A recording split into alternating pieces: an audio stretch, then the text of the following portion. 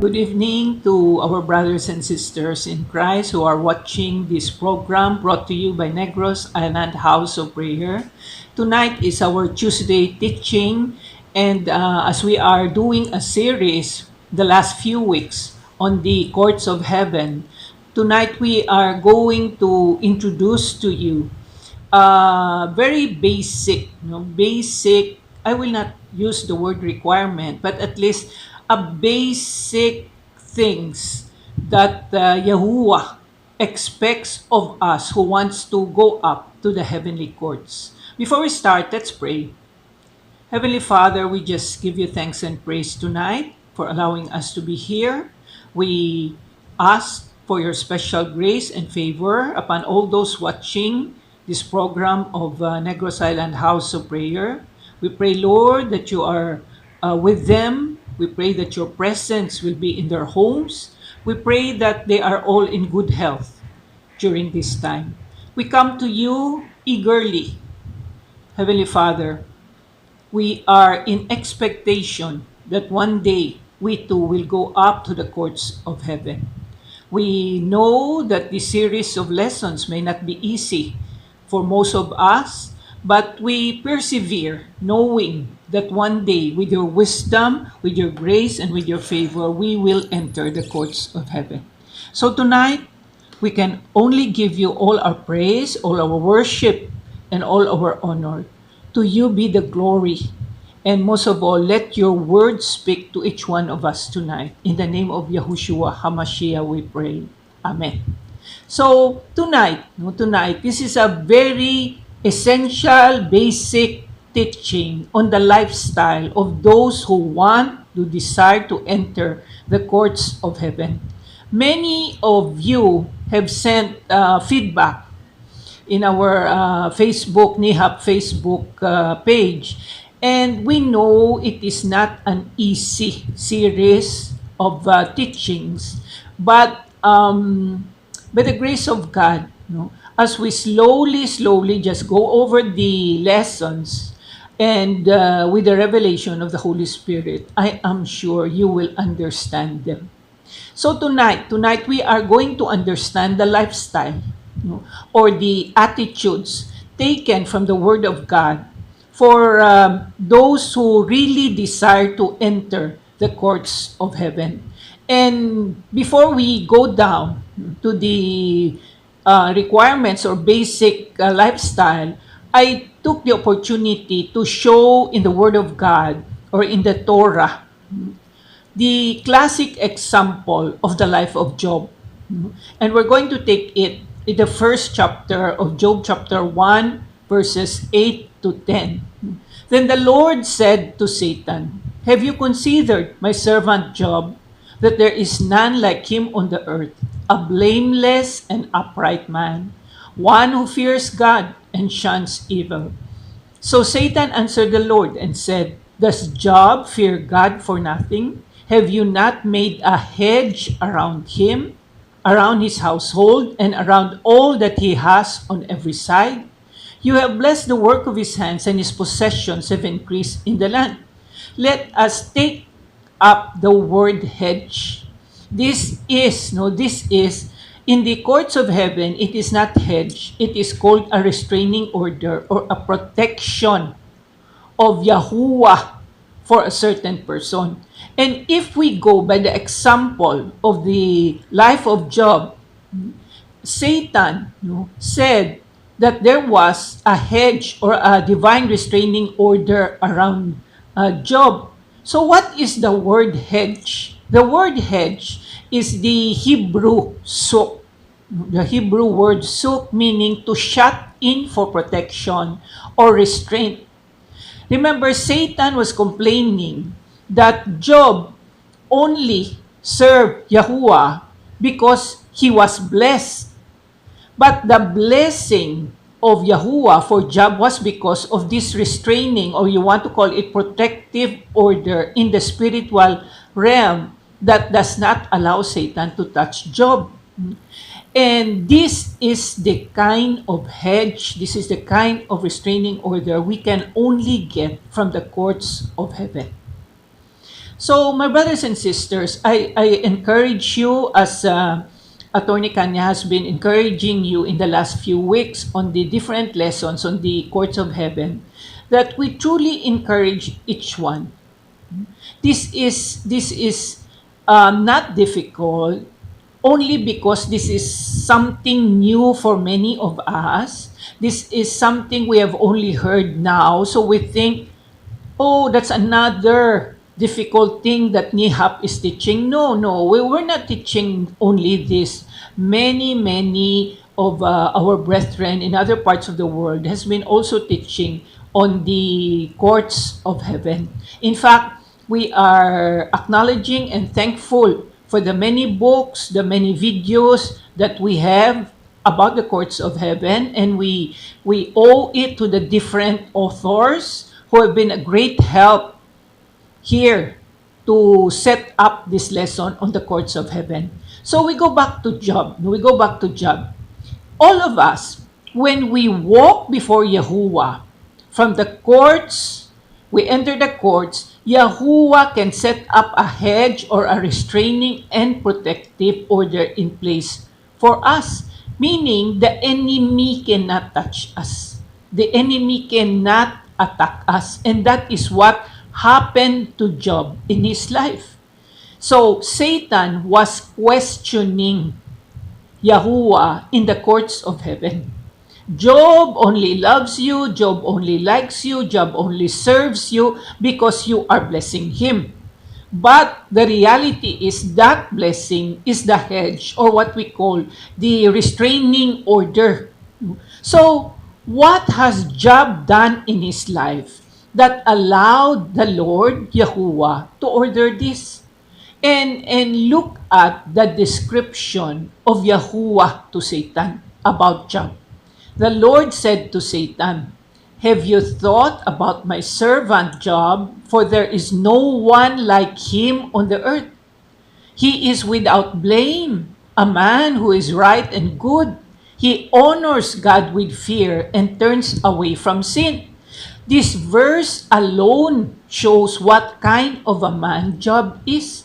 The qualities that is in him, the attitude that is in him, without doubt. God has no doubts on putting a protective or a restraining order over him. We are just looking at the lifestyle now of Job. For many of you have questions about protective or restraining order, we will have a lesson, a teaching on that here one day, after this series. So we're just going to see first the lifestyle. So to make us understand that the Lord demands something also from us to have the privilege of entering the courts of heaven. So firstly, Yahuwah said that Job is his servant. This is not an ordinary servant. What Yahuwah means is a bond servant. What is a bond servant? A bond servant is someone who sells himself into slavery to another, meaning it is your decision to be a servant. So, meaning you want to submit, you want to serve, you're willing to sacrifice. Doulos. Doulos is the Greek word for bond servant. So, meaning it is your decision, your intention to be a servant to a master. And you are going to find many bond servants in the Word of God. There are many examples of that. In the book of Exodus, where we first hear the word bond servant, it says, Exodus chapter 21, verses 5 and 6. But if the servant plainly says, "I love my master, my wife, and my children, and I will not go out free," then his master shall bring him to the judges. He shall also bring him to the door or to the doorpost, and his master shall pierce his ear with an awl, and he shall serve him forever. So you see, if the servant, usually it's on the after the 6th year, because they have a law that a servant serves his master for 7 years. On the 6th year, if the servant decides and says to his master, I will not go out free, but I will serve you for my lifetime, then the master will go to the judge, bring him to the door, and he will pierce the ear with an awl. We're going to show a picture of that, in a while. So, meaning, a bondservant is someone who committed his life to the service of his master. And in the story of Job, it was Yahuwah who said, look at my servant Job. In other words, Job committed his life, his everything to Yahuwah. So that is the picture you're seeing in the screen now of what an owl is. The lower picture is the owl. That is what they pierce your ear. It's what they pierce your ear with, because that is a sign that you are a bondservant to a master. And here we see a picture of what happens also to us. If we serve Yahushua HaMashiach, because we know salvation and the power to forgive sin is from Him alone, but yet in the process of dedicating our lives to Him, serving Him, we learn to fall in love with Yahushua and His house. So we start to think of ourselves as being a bondservant to Yahushua or to Yahuwah. So we do not want anymore to be free like a bondservant. We desire to be a bondservant to Yahushua. So in the olden times, in the biblical times, they will pierce the ear with an awl. Today, our ears are also pierced, meaning we are open to hear the word of Yahushua for us. That is a bondservant, always in anticipation to hear, to listen to what Yahushua has to say to him. And meaning, for Yahuwah, that is a great deal that Job is a bondservant to him.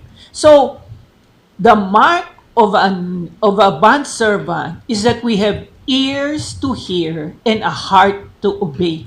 That is the two qualification of a bondservant, and that is what Job was. He was a bond slave, a bondservant to Yahuwah, who allowed Yahuwah to put up a restraining order, a hedge around him and his family.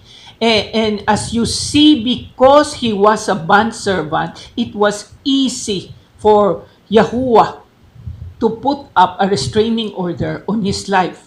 Then number 2, Yahuwah said, there was none like him in all the earth. Meaning, Job did what others will not do.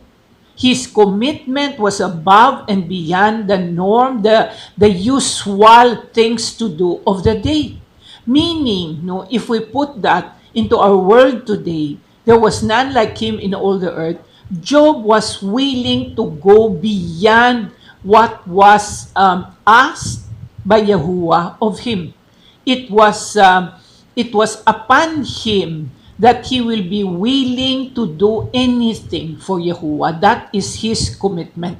So what did Job do? If you have read the book of Job, Job lived a life separated to the Lord, and he dedicated his life to the Lord.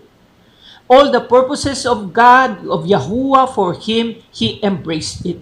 So in return, that hedge around his life was a protection and a blessing. Then thirdly, Yahuwah said Job was blameless. So the Hebrew word for blameless is the word tam, meaning to be complete, to be coupled together, to be undefiled, to have integrity, and one who lacks nothing.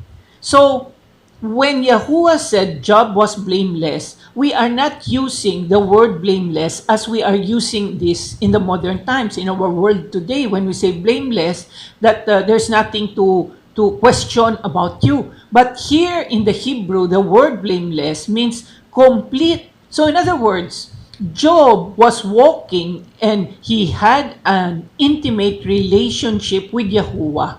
that Yahuwah honored, that Yahuwah values also. So in return, he was given protection and he was blessed because of that intimacy.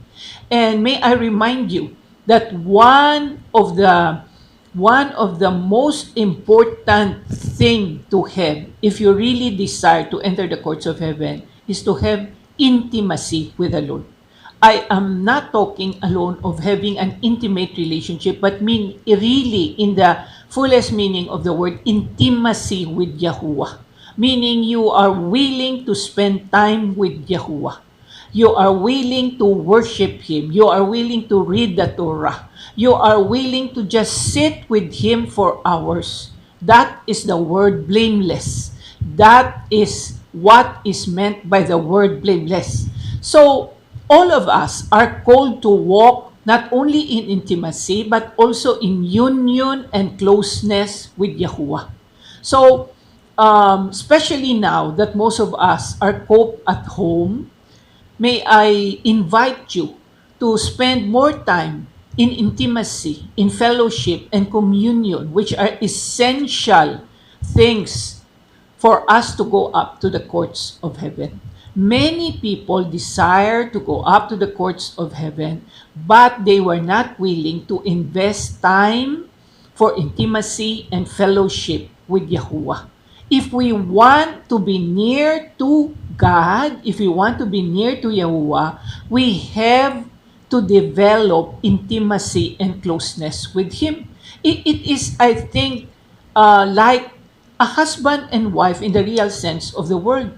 You will never know the other person. You can never be near enough to the other person if you do not have intimacy and union. It's the same way that Yahuwah calls us His bride because we need to be in intimacy, in union, and closeness with Him. Then, number 4, Job was upright. It is the Hebrew word yazar, meaning upright means to be straight. So, this talks of integrity and character of Job. He was a man of integrity.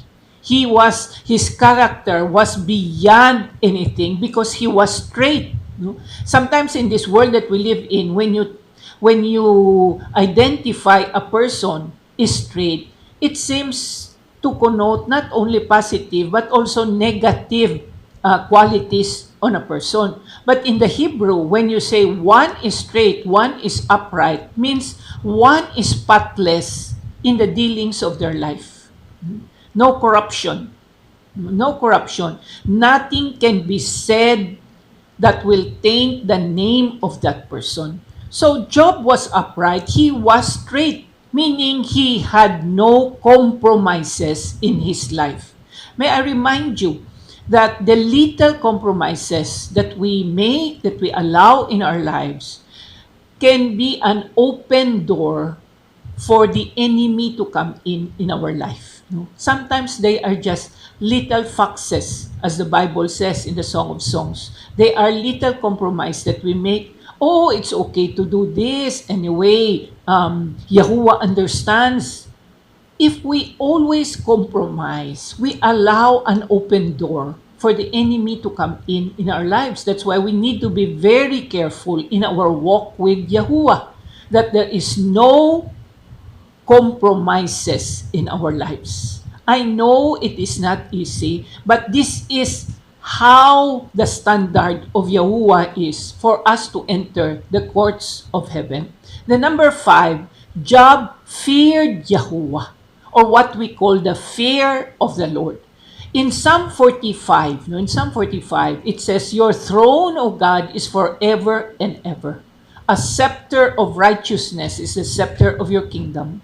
You love righteousness and hate wickedness. Therefore, God, your God, has anointed you with the oil of gladness more than your companions." There was fear of Yahuwah. The meaning, no, in the biblical sense, when we say fear, is not only reverence or to be afraid or in awe of Yahuwah, but it means you love righteousness and you hate evil. That is why you have the fear of Yahuwah upon you. Because when we fear Yahuwah, there is in us a passion that we love what He loves and we hate what He hates. And that is the exact meaning of the word fear. We love righteousness. We want to be right with Yahuwah. So we do not want to do what He hates. We do not want to do what He has said we should not be doing in His word. When we walk in the fear of the Lord, it gives our life a sense of joy, a sense of confidence, even gladness. Why? Because we know we are doing only what He wants us to do, and we are not doing what He hates to do.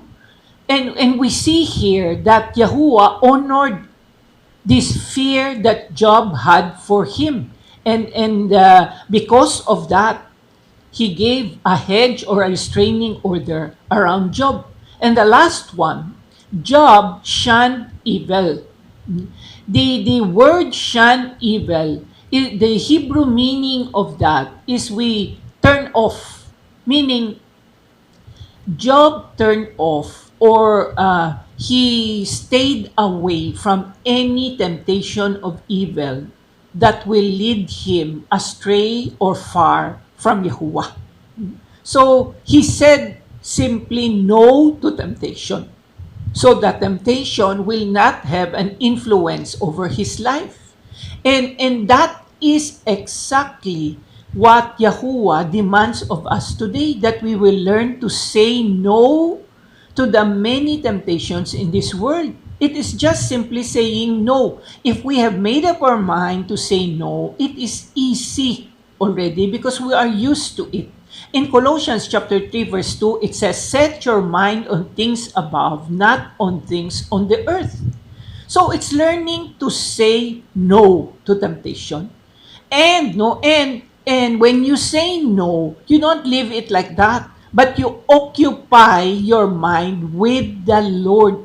Occupy your mind with knowing His word, with knowing the Torah. Occupy your mind with the passions of God so that the lust of the flesh or the carnal mind will not take over our lives. Many people now are staying at home and minds are stagnant, or at least their minds are on automatic mode, meaning they do what they do every day. But I challenge you, my brothers and sisters, fill your mind with the Lord. I don't necessarily say that you're going to pray 24 hours a day, but fill your mind. Read the Word of God. There are so many things to learn in YouTube about the Lord. Ask the Lord, is this okay for me? Do I watch this? Every day we are going to make choices. No, every day. Sometimes by the minutes or by the moments. And we should know when to say no. Do not allow the devil a foothold in your life. And that is what made Job different, because he learned to say no to temptation. That is wisdom, as we say it. Now, before I go to the different elements of the lifestyle, I would like to take up, it's very, very short, spiritual stature. Spiritual stature is very important in the courts of heaven. Even Yahushua himself in Luke 2 verse 52, the Bible says, "And Yahushua increased in wisdom and stature and in favor with God and man." What is this spiritual stature that we are talking about? Later on, in the deeper studies of the courts of heaven, there is what they call a trading floor in the courts of heaven. But I'm not going to go to that this morning or tonight because that will be a long topic. Anyway, spiritual stature is what they call a currency in the spirit world. No, if this is real and you can trade this in the spirit world. Stature, no, stature is taken from the life you provide to Yahuwah as a living sacrifice by constantly yielding your will, your mind, and emotions to the leading of His Spirit. So in other words, stature, your standing, your spiritual standing. What can Yahuwah get from your standing? What living sacrifice are you doing in terms of your spiritual life?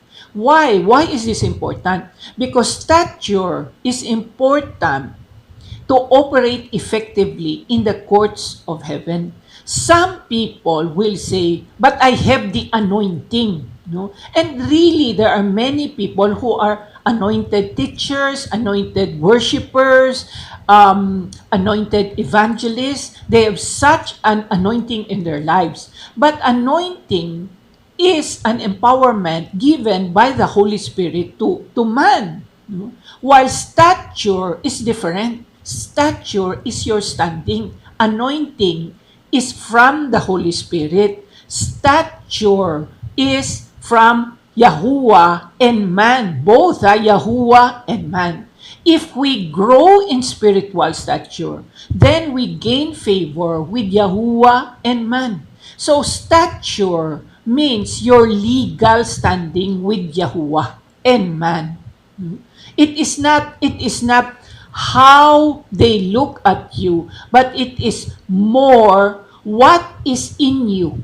What are the things that you do that gives you stature in the spiritual? We're not only talking about the physical with man, but also what can Yahuwah see in you that will gain you a currency in the courts of heaven. In other words, you have favor with Yahuwah.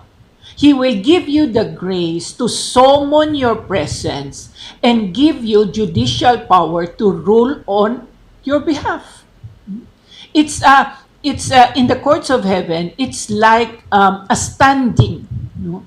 You're standing with Yahuwah, that He will allow you, firstly, admission to the courts of heaven, or He will allow you admission to the many courts. Remember, it is not one court, this is several courts in heaven, or wherever room He wants. It is called spiritual stature. No? Meaning, He can summon your presence. There is something that you are doing in your walk with Him that allows you to be called by Yahuwah and say you can go up to heaven. You can go up to the courts. You also have favor with man. What does that mean? No? Favor with man means that Yahuwah allows people to be naturally drawn to you and find you believable when you speak or pray on behalf of Yahuwah. You know, today, if you scan social media, so many people are uploading or posting about Yahuwah, about the kingdom of Yahuwah. You know, sometimes it overwhelms you. Which one is true? Which one is true? Are they speaking from their own experience, or are they taking these things from the word of Yahuwah? You see, favor with man means Yahuwah has allowed you or has blessed you that people, when you speak, believes what you speak about Yahuwah. People believe what you teach about Yahuwah. People believe what you pray on behalf of Yahuwah. And that is called spiritual stature.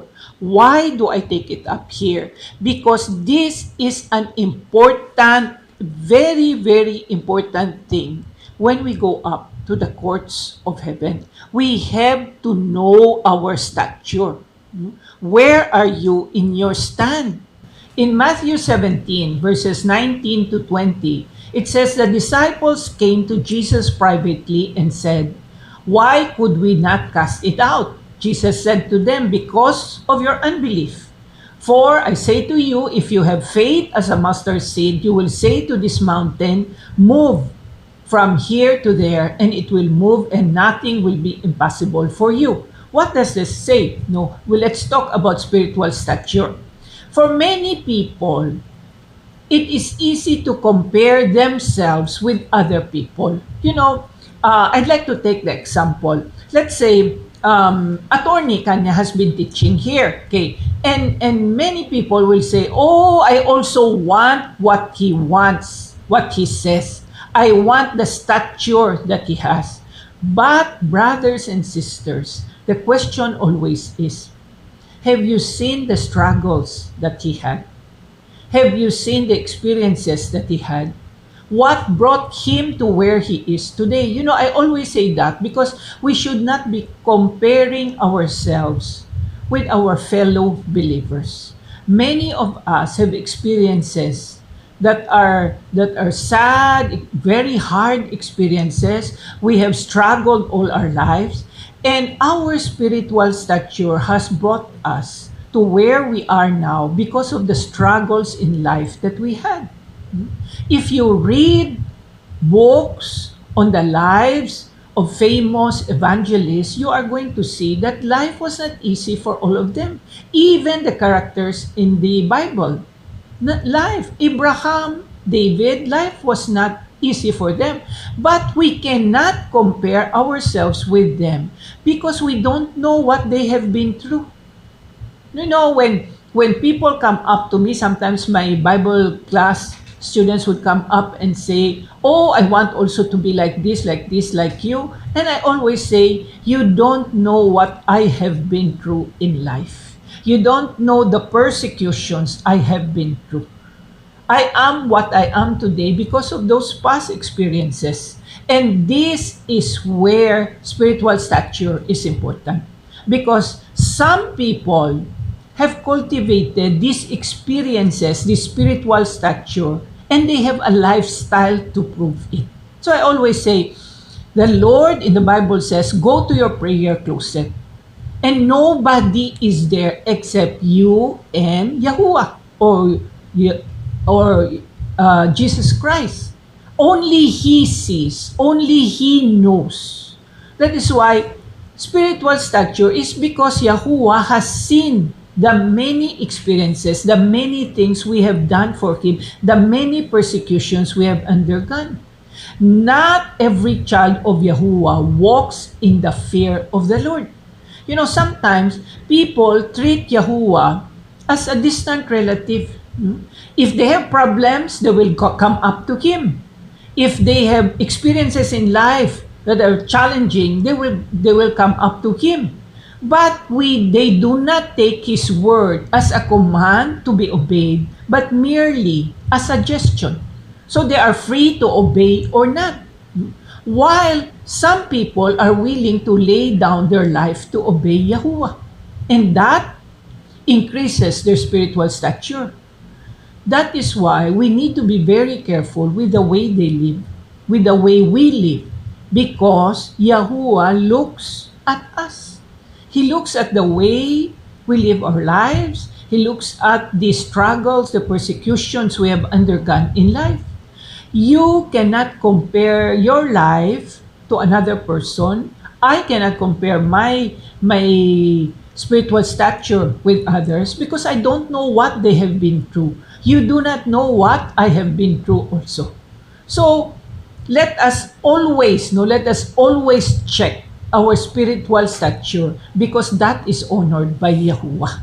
Okay, so now we come to the meat of our lesson, which is the lifestyle required in the courts of heaven. And we're only going to take up two anchor books tonight. First is the book of Zechariah, chapter 3, verses 3 to 5. Now Joshua was the high priest, was clothed with filthy garments and was standing before the Lord, before the angel. Then he answered and spoke to those who stood before him, saying, "Take away the filthy garments from him." And to him he said, "See, I have removed your iniquity from you, and I will clothe you with rich robes." And I said, "Let them put a clean turban on his head."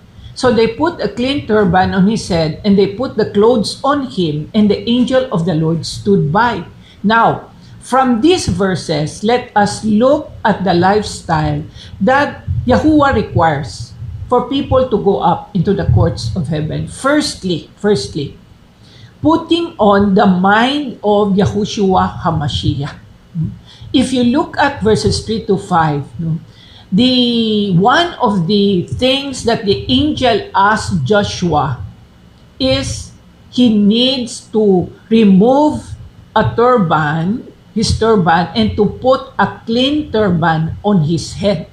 Why? Why is there a need to put a clean turban on his head? Philippians chapter 2 verse 5 says, "Let this mind be in you which was also in Christ Jesus." Turban is a prophetic picture of putting on the mind of Yahushua. The Bible or the Torah admonish us to put on the mind of Yahushua.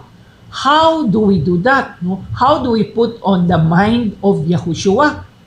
We separate ourselves from the old mind that is carnal, that is a carnal nature with its sinful desires. We separate ourselves from that and we plead the blood of Yahushua upon our minds to clean our minds.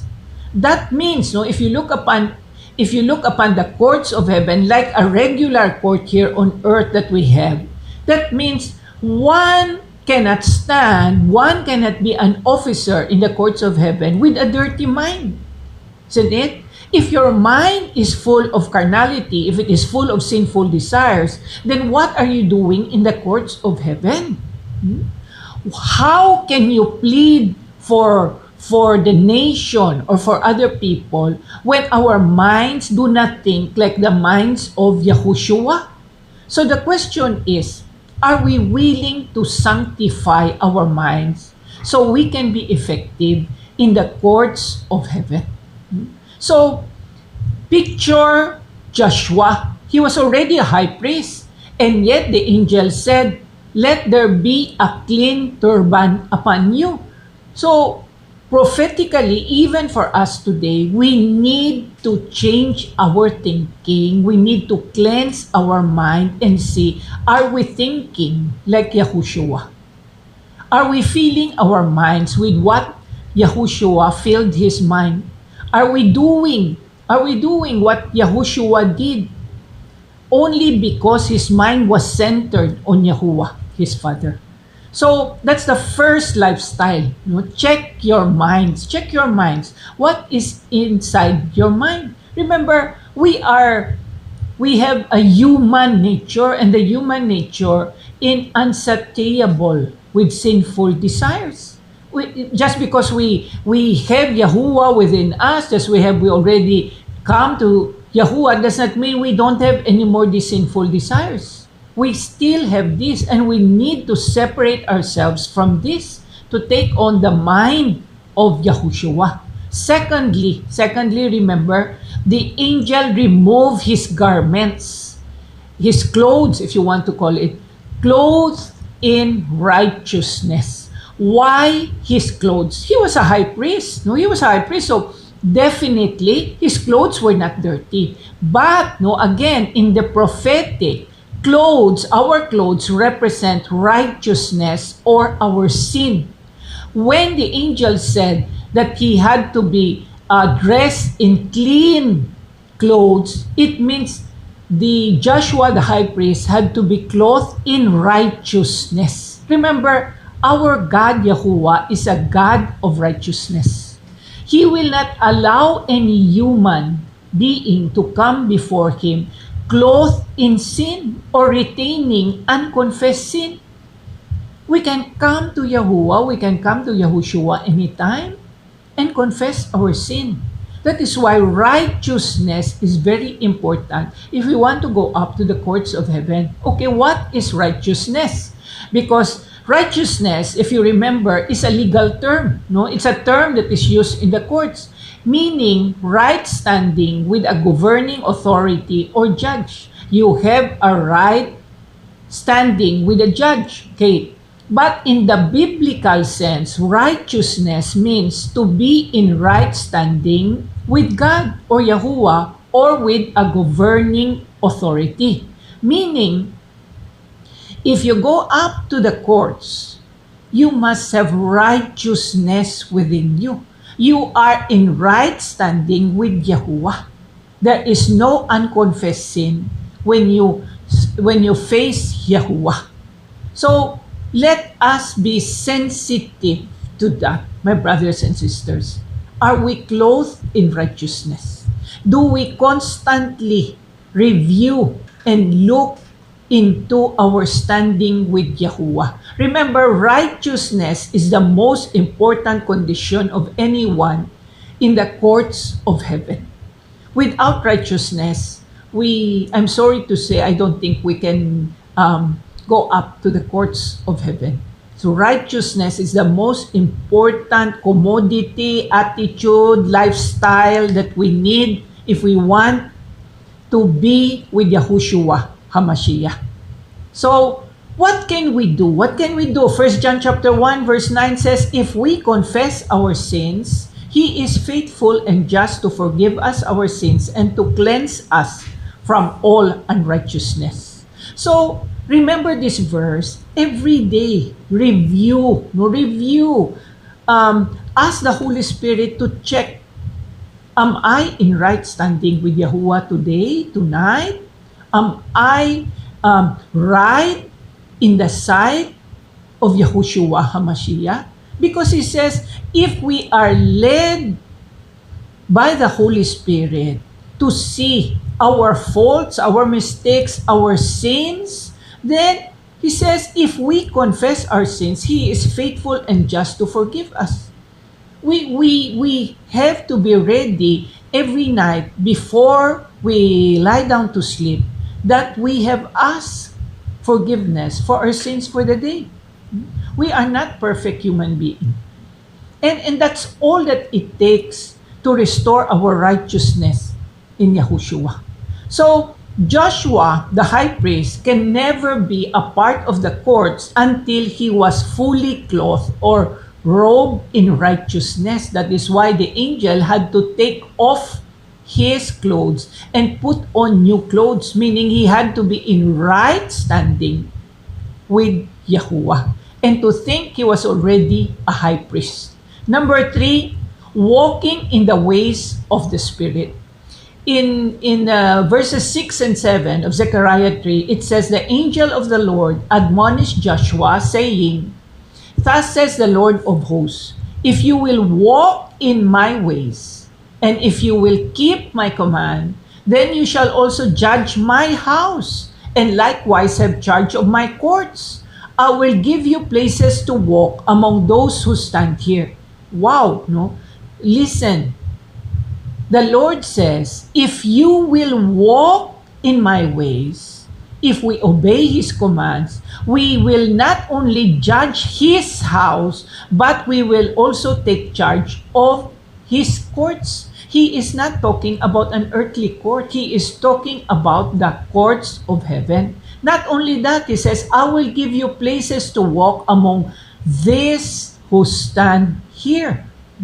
I hope you understand what this means. It means if we will just walk in the ways of the Spirit, if we will obey the commands of Yahuwah, then we don't only judge His house, we participate in the courts of heaven, and we not only can get a restraining order, but we can even participate in the courts because He says, take charge of my courts and I will give you places to walk.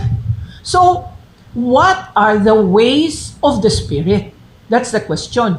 What does He mean when He says, if you will walk in my ways? So, walking in the ways of Yahuwah, if you look at your Bible, it says, the ancient paths, the blueprints, the systems, the behaviors, and the methodologies that Yahuwah uses at His discretion to do the counsel of His will. Walk in my ways, He said. So it means we always go back to the Torah. We always see what He has said there. I would like to differentiate. No? In the book of 2 Kings 5, we're not going to that. It's just as an example. Remember the story of Naaman. And he was asking to be healed. Okay. So, the prophet's word to him, go to the Jordan River and dip 7 times. No? Remember, Naaman was a general in the army. He was used to comforts in life. So what did he say? Why will I dip myself in the dirty Jordan River when the Damascus River is clean, it's pure, it's beautiful? Why do I have to go to the Jordan River?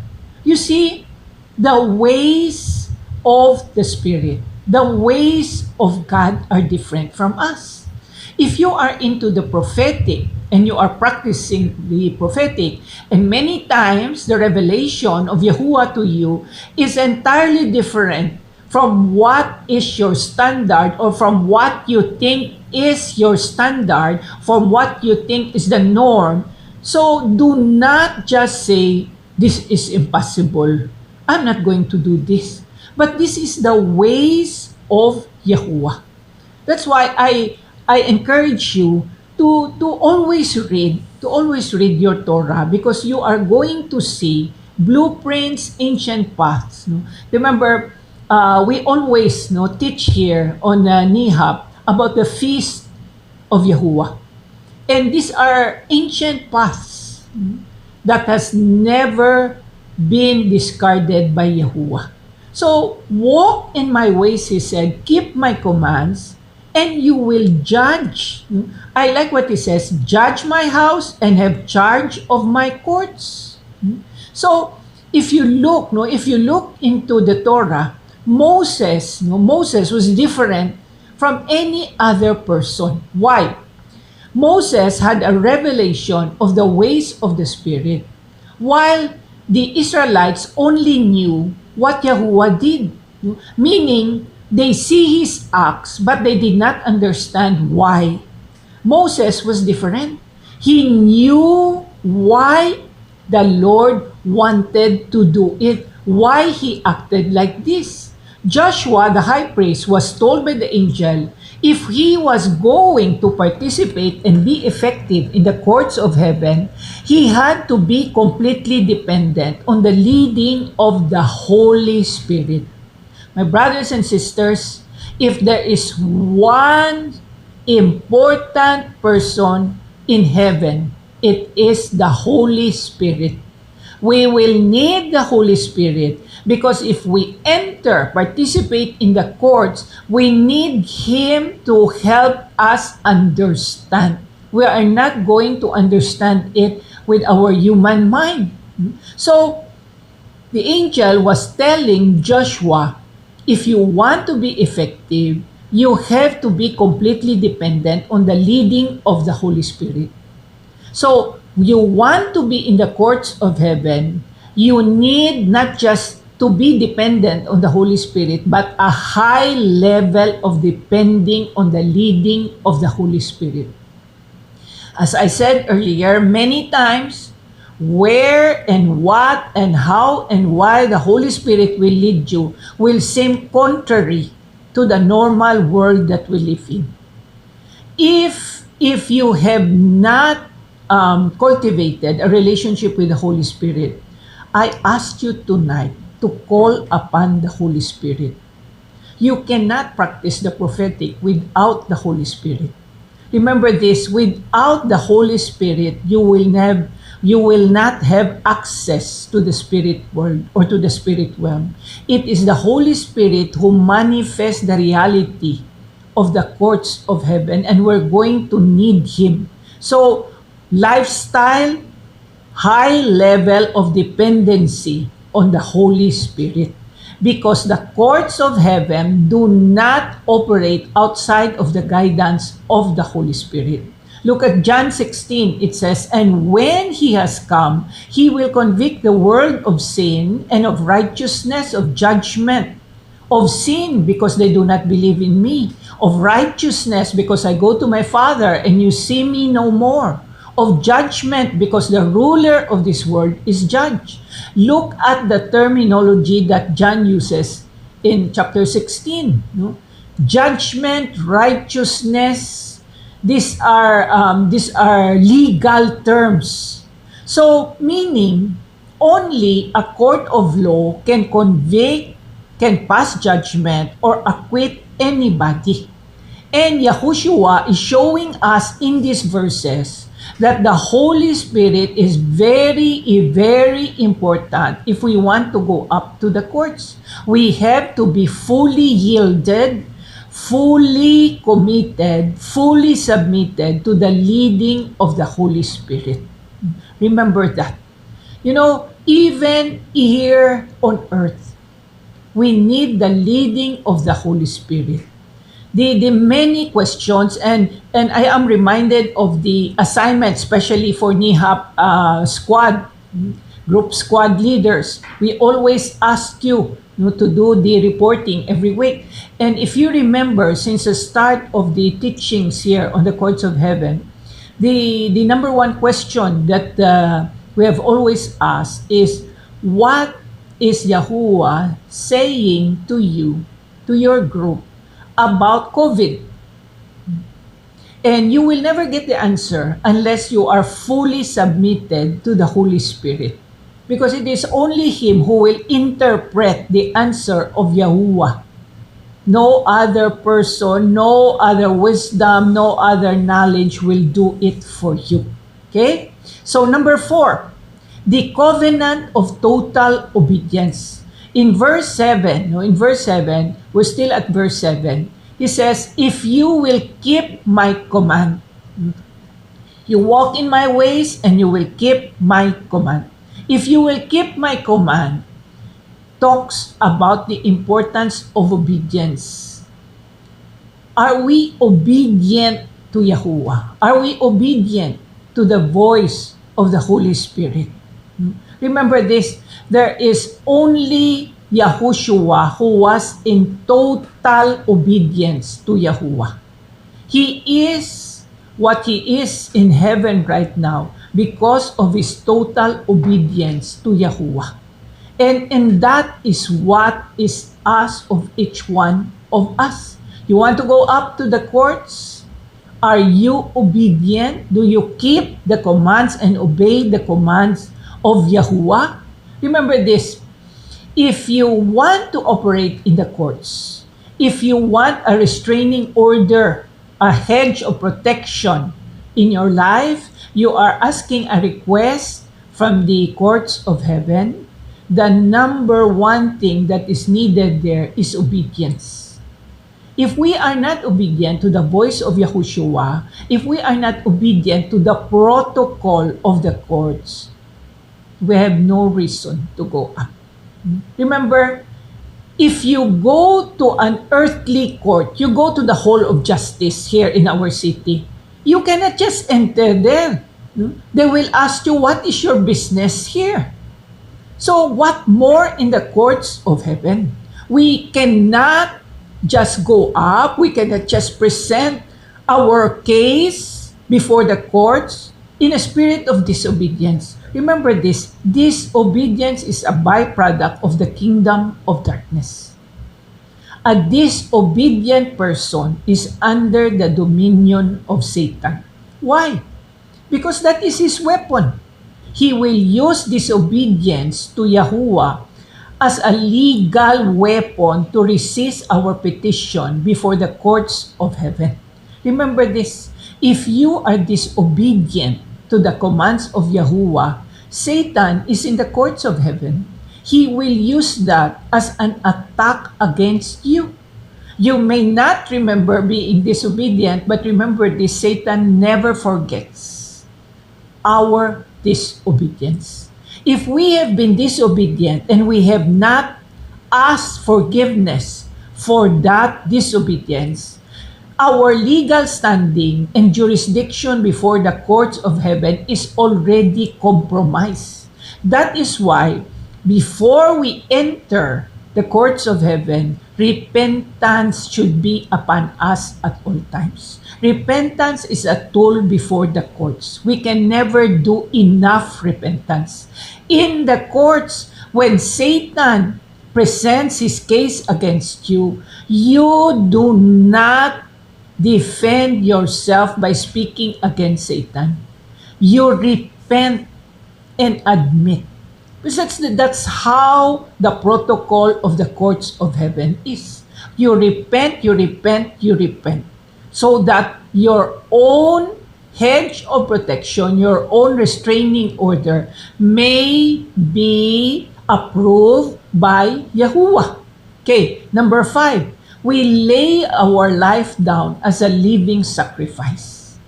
This is not easy. No, this is not easy, my brothers and sisters. Revelation chapter 12, verse 11 says, "And they overcame him by the blood of the Lamb and by the word of their testimony, and they did not love their lives to the death." This talks about martyrdom, number 1, because martyrdom is the greatest offering a human can ever give to Yahuwah.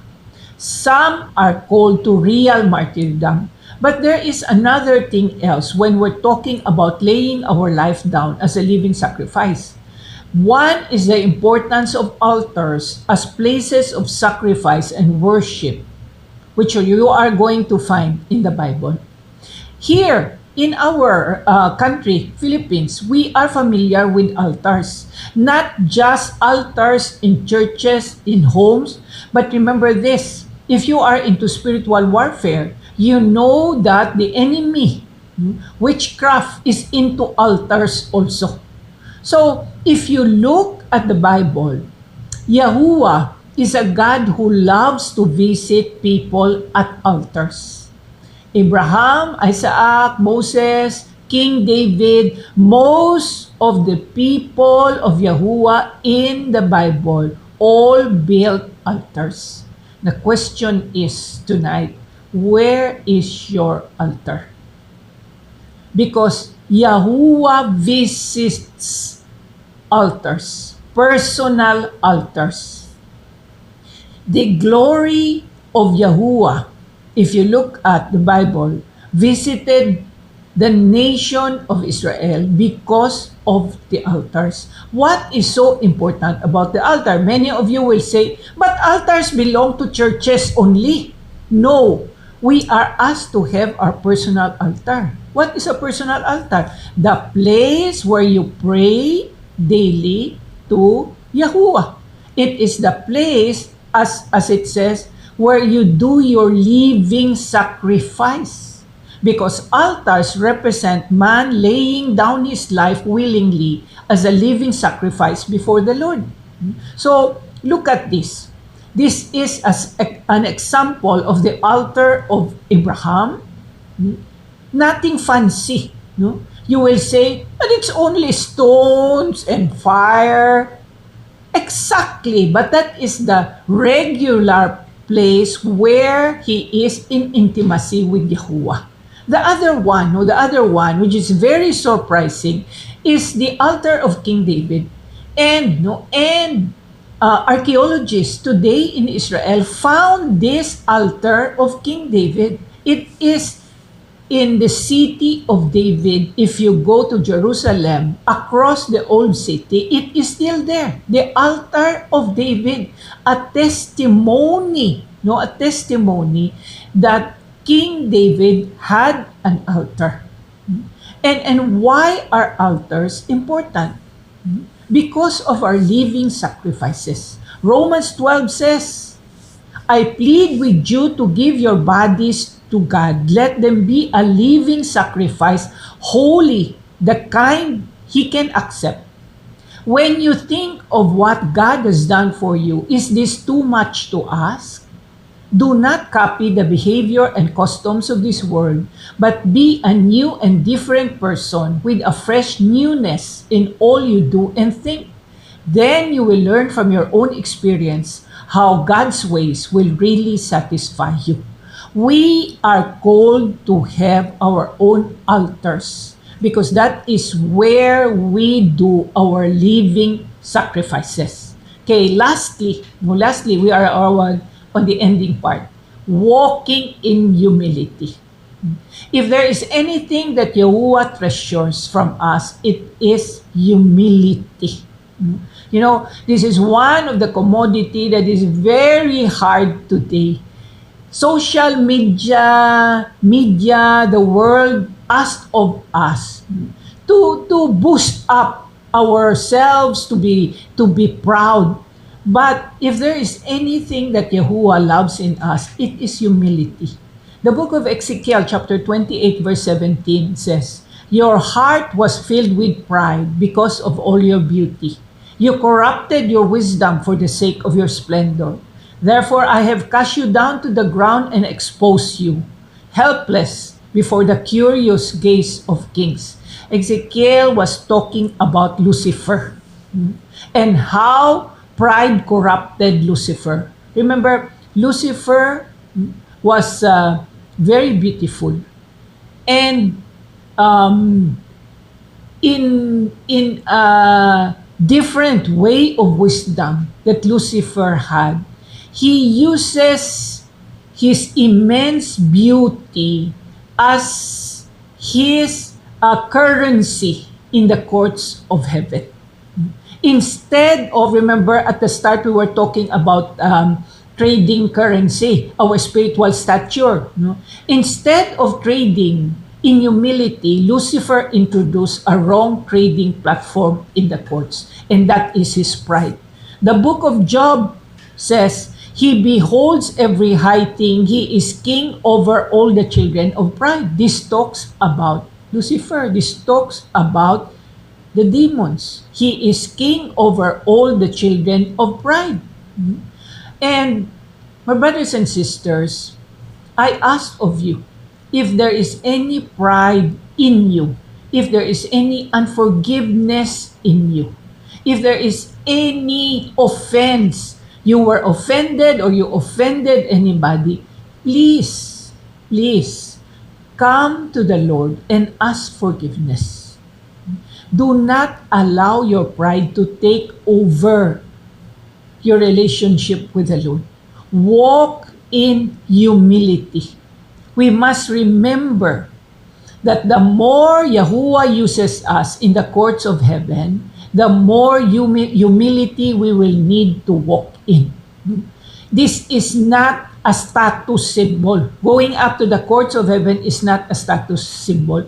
This is not something that we will show off to others. The more we have to be in humility that Yahuwah allowed us to go up to the courts. Remember this, humility will rob the accuser of any legal footing to resist our judicial authority and standing before the courts of heaven. Remember, Satan will accuse you there in the courts.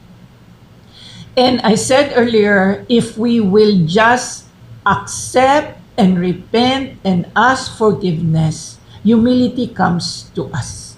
When we are humble, when we are in humility, the enemy has no legal footing to accuse us.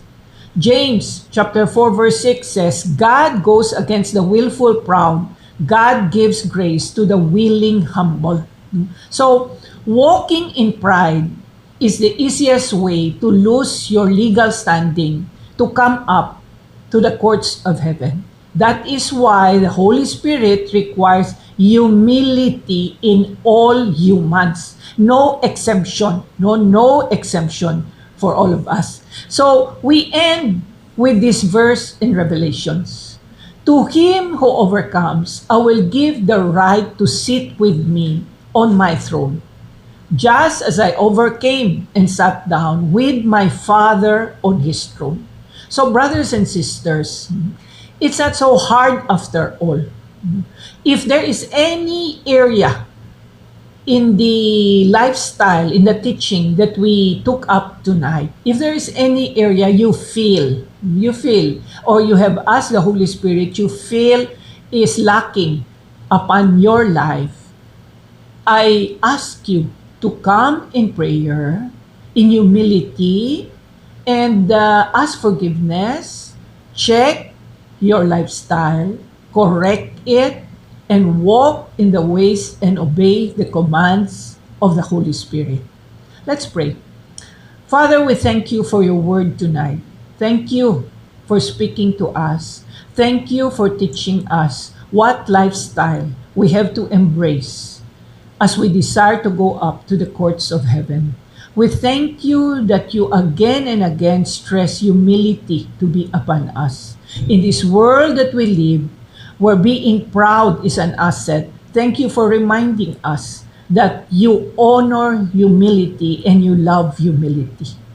Tonight, we ask the help of the Holy Spirit to be upon all of us who are watching this show. We pray that the Holy Spirit will speak to us. We pray that the Holy Spirit will grant unto us not only revelation, but wisdom to understand how it is to go up to the courts of heaven.